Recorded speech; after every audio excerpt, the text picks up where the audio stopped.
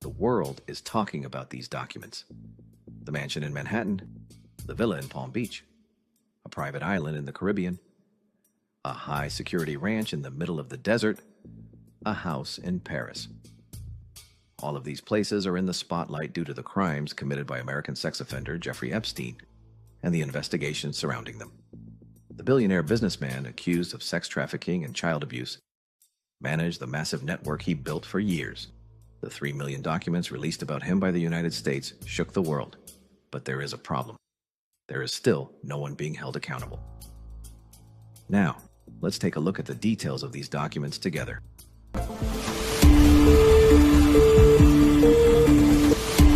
It is not easy to reach the truth in the Epstein documents that caused a major public outcry. Here is an example.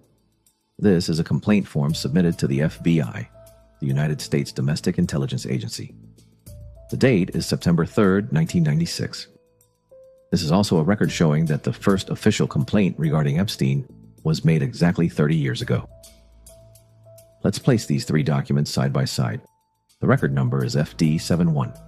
In the subject line, it says Jeffrey Epstein. The file classification states child pornography. The complainant is a protected source. So what is in the text? An artist is taking photographs of his 12 and 16-year-old sisters for his own work. But it is alleged that J.E. stole these photographs and may even have sold them to buyers. It is stated that Epstein requested photographs of young girls being taken in swimming pools. The document is the same, the content is the same, but the way it is presented to the public appears in three different forms. And so that's why you see multiple documents that have different levels of redaction because they're being processed by different people with different expertise. Typically, what you would want to see is if you have three documents that are the same, only one is redacted and reviewed and released. In one version, it appears almost raw. Only the JE files, abbreviated as EFTA, the code related to the Freedom of Information Act, and the FBI stamp are visible. In the second version, the word confidential appears in large capital letters at the bottom of the page. Next to it are production numbers, page identifications, and institutional reference codes. In the third version, almost the entire section explaining the reasons for the complaint has been covered with thick black lines and redactions. Thus, it is seen that the text has effectively been rendered unreadable. The debate begins precisely at this point, because according to experts, this method does not provide transparency. And one of the biggest problems in the redactions that has caused concern is leaving information that exposed victims. Some of those were not properly redacted, and it was quickly found, right, by journalists and the victims themselves. And they actually pulled, I think, the last drop of documents to fix that. The U.S. Department of Justice describes this situation as a security procedure. But when there are three different versions of the same document, it raises the question of how the truth can be reached. The documents point to a massive organization from the first tip in 1996 to today. For example, this email. The subject line is very simple. A model from Poland. In the email, the name Karolina, 18 years old. Descriptions include long, dark hair and dark eyes. Attached are 6 photographs. Of course, this alone is not an accusation of a crime. Let's look at another document. It belongs to J.E. It concerns one of the isolated high-security islands. In this 2011 email, it is not specified which one, but Epstein says this: bury everything. So what was meant to be buried? An item, documents. This is unknown. In fact, Epstein also says, let the cleaning start before I arrive. Now let's go back 2 years earlier to April 24th, 2009. A single sentence stands out. I love the torture video. This single line summarizes the grave picture in the files. And here is another document. This is actually an excerpt from a diary. From the pen of someone who was asked to remain silent, it reads, I am nothing more than your property and your incubator. On another page of the diary, the lines, everything is controlled by Jeffrey, always, are written. Is this person of a legal age or not? There is no information in the documents about this. According to what is written, she gives birth. Minutes later, the child is taken from her. Toward the end, she writes this: they are children, and they cannot consent. Another striking line from Epstein's documents. The 66-year-old billionaire Jeffrey Epstein had died in his cell in New York just a few months earlier. The date is November 21st, 2019. An email arrives. The recipient is a local radio host in New Mexico, and the subject is the Zorro Ranch. It states, allegedly belonging to Epstein, 7 sexual abuse videos for sale, and has an even more serious allegation that the location of 2 foreign girls buried at Zorro Ranch is known. The price is 1 Bitcoin. In other words, it is seen that this information was put up for sale. At that time, 1 Bitcoin was worth approximately $7,000 to $8,000. The radio host goes to the FBI's office in New Mexico on November 25th, 2019. He reports the situation. The crypto wallet address is entered into the file, meaning it is officially recorded. Now, let's return to the year when the first complaint was made, 1996. The artist Maria Farmer was one of the first victims. And so there was a door that looked like an invisible door with all this limestone and everything, and you push it and you go in. And I saw all the cameras. What it was like old televisions, basically, like stacked, but they were monitors inside this cabinet. And there were men sitting here, and I looked on the cameras and I saw toilet, bed, toilet, bed. I'm like, I am never going to use the restroom here, and I'm never going to sleep here.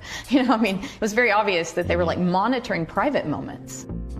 Although her name was redacted in the files, the artist who reported JE was actually her. She combined her anger with her art.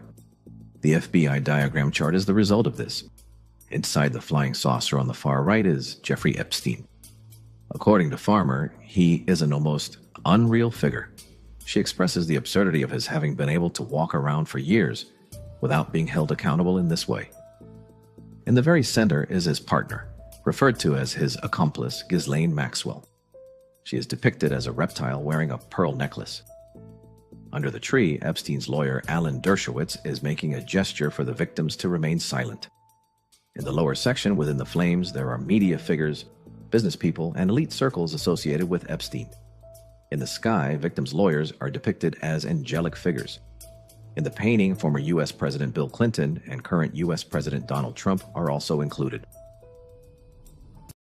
These people otherwise never would have known each other, I think, very likely, except for Epstein. So there's no collision going on here. They are all brought together in this intellectual elite through this.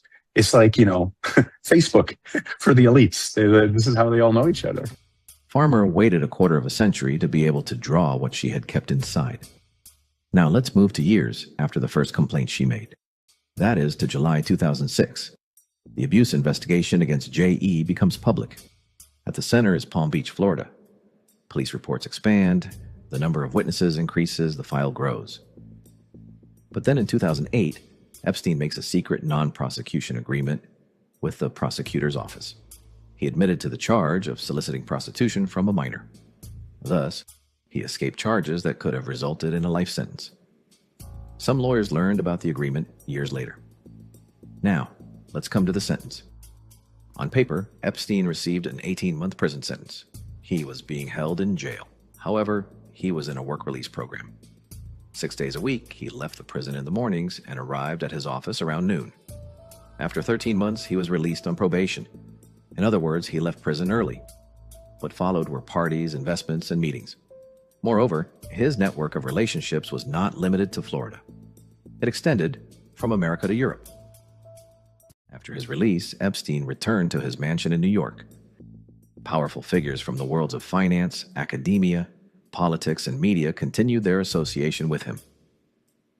On July 6, 2019, news agencies reported that Jeffrey Epstein, who had returned to his country from Paris on his private jet, was arrested on charges of sex trafficking. He was accused of abusing underage girls. He did not admit to this. He was placed in a high-security prison. He was taken to a single cell. 1 month later, he was found dead in his cell. According to the official statement, the death was a suicide. But from that moment on, the world was divided in two. I think that his death, whether it was a suicide or a murder, and let's just call it a suicide because that's the official report, is incredibly problematic.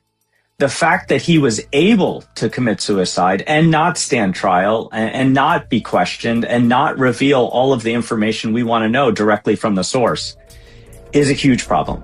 Epstein lost his life before appearing in court. Some said that death was not real. Others said it was murder. Even his brother, Mark Epstein, is suspicious. He argues that Epstein was killed. Now let's return to the content of the documents. Turkey is among the connected countries, but it is not a central hub. U.S. Senate Finance Committee member Ron Wyden reviewed the documents while they were still confidential. Last year, he sent 2 letters to the Treasury Department. According to the letters, there is approximately $1.1 billion in financial movement from a single bank account belonging to Epstein. Part of the money flow passed through correspondent bank accounts in Russia. In the records, among the countries from which the women and girls targeted by Epstein came are Turkey, Russia, Belarus, and Turkmenistan. These documents show financial transactions, but not every money transfer has been legally established as being connected to a crime. According to IE Party member Turhan Çömez, there are things Turkey can do regarding this matter. Zaten muhabir bankaların isimleri de var Amerikalı senatörün yazmış olduğu mektupta. Dolayısıyla o Rus bankalardan Türkiye'ye yapılmış transferleri bulmak masak için çok zor değil. Let us continue with a striking allegation. According to this, Epstein transported underage girls from Turkey who did not speak English on private jets. Orada diyor ki Türkiye'den kız çocukları Epstein adasına kaçırılmıştır. Ve kaçırılan bu çocuklar İngilizce bilmedikleri için büyük sorun yaşamışlardır adada diyor. Şimdi bu çok ama çok önemli bir bilgi. Son derece ciddi bir bilgi ve bu bir sokakta konuşulan bir tartışma değil. Bu Amerikan Adalet Bakanlığı'nın yayınlamış olduğu ve kamuoyuna da intikal etmiş olan resmi bir bilgi ve belge. The documents also contain flight and communication traces linked to Turkey. Epstein'in Lolita Express adındaki uçağı Türkiye'ye tam 9 kez gelmiş ve bu ziyaretlerin bir kısmı İstanbul üzerinden Tel Aviv'e uzanmış. Ve bu 9 ziyaret genellikle Yunanistan üzerinden gerçekleşmiş. Şimdi bu da son derece önemli bir ayrıntı. Of course, the Turkey dimension is not limited to this. There is a massage training program organized for 13 days at the Rixos Hotel in Antalya. In an email dated June 7, 2017, it is seen that a hotel official wrote to Epstein. Epstein says, "Thank you to you and Feda. This changed their lives and mine. I am grateful to you." The person mentioned in this correspondence is Feda Teminse, the owner of Rixos Hotels. In a previous statement to DW Turkish, he denied the allegations. He said he had no contact with Epstein. Everything was related to his request, he said, pointing to Dubai businessman Sultan bin Sulayem. If you ask who Sultan bin Sulayem is, he was the CEO of Dubai Ports World, which operates some of the most important ports in the world. But he resigned. Even after Epstein's 2008 conviction, he corresponded with him for years. In one exchange, he even asked Epstein, "Can you find the sexual enhancement drug sold in Turkey?" Amerikan Adalet Bakanlığı ile bir görüşme gerçekleştirip oradan bütün belgelerin resmi yoldan istenmesi gerekiyor. Sonra da Adalet Bakanlığı bünyesinde bir heyet kurup bu belgelerin tek tek incelenmesi gerekiyor. Another surprising heading in the documents regarding Turkey. This time the year is 2011. A banker who reaches out to Epstein says, "The Turkish lira has fallen significantly. Let's take advantage of it." When it comes to 2017, Epstein sends an email to former U.S. Treasury Secretary Larry Summers and uses the expression that currencies are in the toilet, meaning at rock bottom, referring to the Turkish lira. Summers, who served as Treasury Secretary during the Clinton administration, is one of the most powerful figures in the American economy. He corresponded with Epstein and discussed Turkey. Epstein asked Summers whether he would like to meet with the central bank. What he refers to here is the Central Bank of Turkey. There are no further details on this in the documents, but there are similar correspondences in 2018. These were the days of the Pastor Andrew Brunson crisis between the United States and Turkey. During the period when the Turkish economy experienced severe turbulence, messages were flying around Epstein's circle. A message was sent to Trump's former advisor, Steve Bannon. "The Turkish lira is being shattered. Perfect," it says in these messages. All of this shows that Epstein and his circle were closely monitoring the Turkish economy. There is another name mentioned in the documents. His name is Mehmet Arda Beshkardesh. He is an attorney working in immigration law in New York. In 2014, there is a link between him and Epstein. It is reflected in the documents because Epstein paid him $2,500, and this relationship is documented with an official check. But what is truly striking are their messages. He asks Epstein if he needs anything. Jeffrey Epstein's response is, "A new client?" Beshkardesh's reply is noteworthy. "Since Trump, the quality of potential immigrants has seriously declined," he responds. In another email chain, it says, "Dinner with former Miss Turkey." And this correspondence is between Epstein and Olivier Collin, an advisor to former French President Nicolas Sarkozy. The list goes on and on. So how did the judiciary and politics in Turkey respond to all of this? Previously, the prosecutor's office had issued a decision of non-prosecution regarding a criminal complaint about Turkey connections in EPS's file. The Ankara Chief Public Prosecutor's Office has launched an investigation due to the latest documents. The IYY party also submitted a motion regarding Epstein and the children who went missing in the earthquake. They called for the establishment of a commission. However, it was rejected by the votes of the AKP and EMHP. The CHP also recalls that the motion they submitted to Parliament on this issue 2 years ago is still pending. In summary, the opposition wants the allegations to be pursued.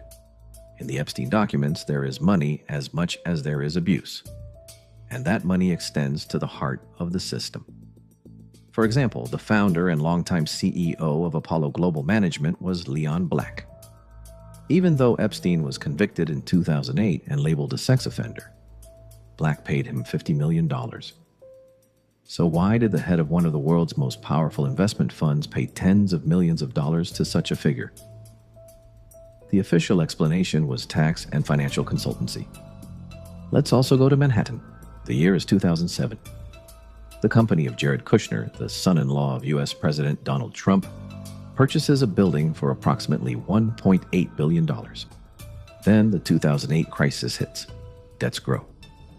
During this very period, Kushner's company receives a loan of approximately $184 million from Apollo. Qatari funds step in, and contacts are established with a Chinese company. Epstein is right in the middle of this circle. Of course, this connection is not a crime, but it shows the breadth of the network. It also shows, though, that there are people like Jeffrey Epstein, yes, who happens to be American, but his friends and associates were from all countries, but people who use not just sexuality or sexual dealings, but all sorts of forms of power to expand their own influence, to make money, to become powerful, using all sorts of other tools, including money, and including advice, and including access to influential people like Bill Gates or Bill Clinton or Donald Trump, who features several thousand times.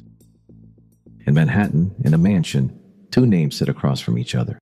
One is Jeffrey Epstein, the other is journalist Michael Wolff, who exposed the inner workings of the White House. Who is Wolff? He is the author of the book, Fire and Fury, which recounts Donald Trump's first days in the White House. In that infamous 2017 recording, Epstein turns to Wolff and says the sentence that would go down in history: "I was Donald Trump's closest friend for 10 years. He is charming. He is able to convince people. So he tells everybody what they want to hear. So how do you know this? That was supposed to show. He has a sense of humor. He can be funny. Right. His ability to sell. It's very much like Clinton. Are you still talking about Jeffrey Epstein? This guy's been talked about for years. You're asking, we have Texas, we have this, we have all of the things. And are people still talking about this guy, this creep? In November 2024, Wolff made posts on social media about issues that the media and politicians remained silent on. While the Epstein tapes were making a wide impact, no major news organization addressed the likely future president of the United States and his 10-year close friendship with the world's most infamous sex offender. Part of that friendship was based on mutual sexual interests. Wolff explains that this issue was turned into a taboo. In 2021, before a long interview with Trump, he sent a list of topics to Trump's advisors. The response he received was telling. He was told that if he brought up Epstein, Trump would end the interview immediately. We just haven't seen the full information on Donald Trump yet. That seems to be being still hidden by the Department of Justice. But it's not a question really of immorality in the United States. It's immorality everywhere among these elite people, whether they're intellectual elites or financiers or politicians or businessmen. 5,300 separate files. Trump's name appears more than 38,000 times, along with references to his wife and Mar-a-Lago, also known as the Winter White House. Yet, in the documents, there is not a single line showing direct correspondence between Trump and Epstein. The most serious allegation in the file remains there, even though it is based on a second-hand note. It claims that 35 years ago in New Jersey, a 13 or 14-year-old girl was abused by both Trump and Epstein. The alleged victim's identity is unknown, and the evidence has not been verified. There is no conviction in the file proving that Trump or Epstein committed a crime. Epstein was left untouched for years. In short, this file is not just the story of one person. It is a mirror of a system spread across the world, in some places highly influential, in others more limited in scope. The elites, wherever they live, whether it be if in the Arab world or in Indo-Pacific region or in the United States or in Europe, they're the ones who believe that the rules don't apply to them and that they're so powerful that they can break the law and they'll get away with it. So it doesn't matter what country or even continent these people are from.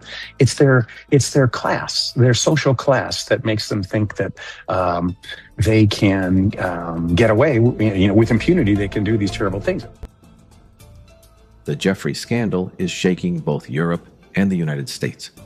There are likely many more unknown connections, documents, and pieces of information yet to be revealed. That is why detailed investigations are being called for in many countries. There is no conviction in the file proving that Trump or Epstein committed a crime. This file may be closed, but the questions are not. Documents were released, names were mentioned, some truths came to light. But transparency is not the same as the full truth. The Epstein file is not just the story of one man's crimes. It reflects a system where power, media, politics, and the perception of immunity intersect. Sometimes the truth is not written in the documents. Sometimes it is hidden in what was never written at all. As new information emerges, we will continue to follow this story. This is Histoverra. We continue to follow the trail of truth. See you in the next video.